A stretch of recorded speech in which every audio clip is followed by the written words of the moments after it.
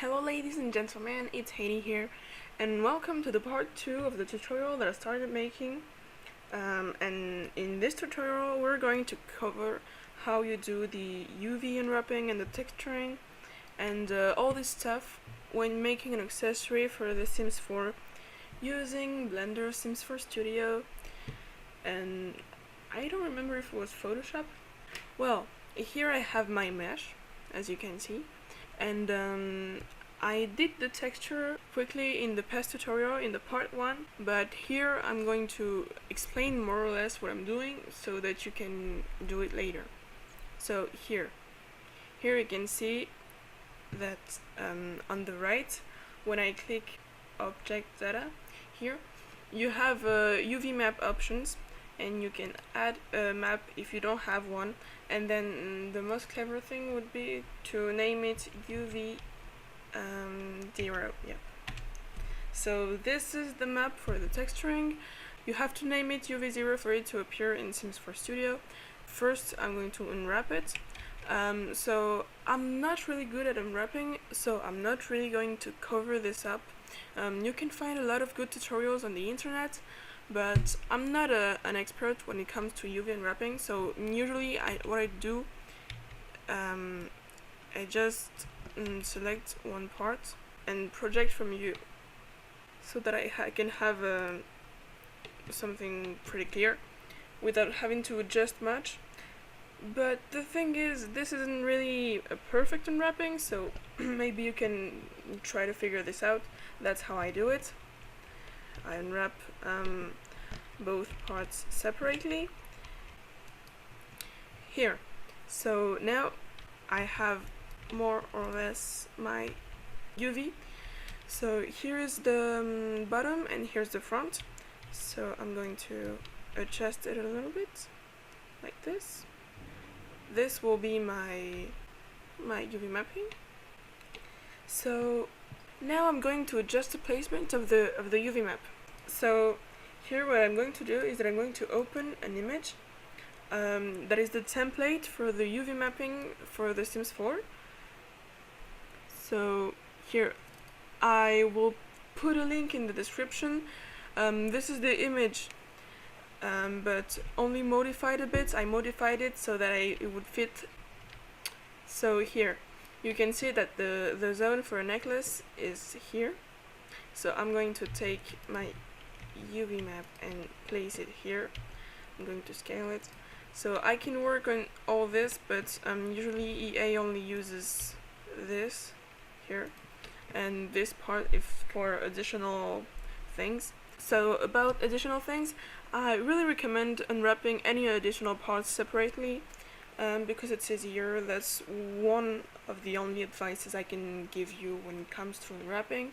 I will place it here, and so now I have my UV more or less set, and I'm going to save.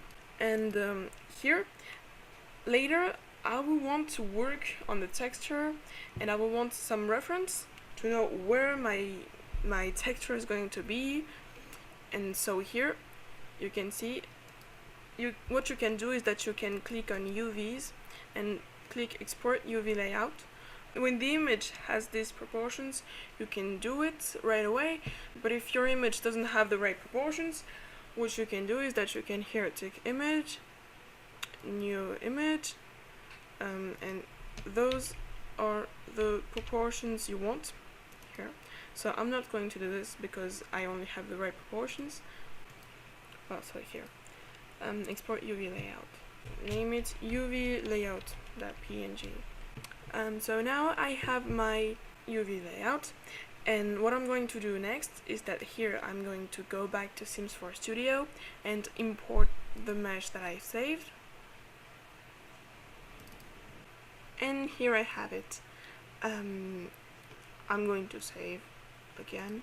And next, I'm going to Photoshop to just add a texture and import it into Sims 4 Studio so that you can see how you do a texture.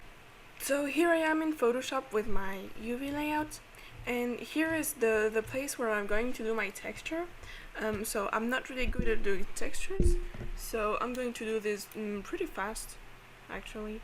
Sorry if you aren't interested in this part.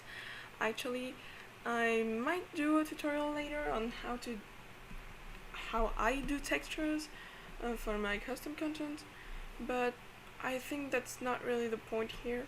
I don't know, you can always tell me in the comments if there's something more you want to know. I might do more tutorials, who knows. Well, I'm going to continue this one for an accessory, but yeah. Here I'm going to add a little more volume. Something I recommend is that when you do black, you don't do entirely black. Like, a dark gray is enough, because when it's all black you can't see anything in Sims 4 Studio, and it clashes with, I don't know, it clashes with the light. It's weird to explain. Yeah, sorry, my texturing skills aren't very perfect. Sorry. Here I have more or less a texture, and so I'm going to save it into a PNG file, and I'm going to name it texture. So next thing that I'll do is that here I'll come back to Sims 4 Studio and import my texture, and here you can see that it's a textured mesh that we have here, and now I can say that the texture is finished. So I think the part 3 of the tutorial will be about normal maps and bump maps, or I don't really know how they're called. I'm not an expert on this, so my tutorials might not be perfect, but I'm trying to share with you what I know and what I can share. So thanks for watching the part 2 of this tutorial on how to make an accessory for The Sims 4, and see you later. Bye.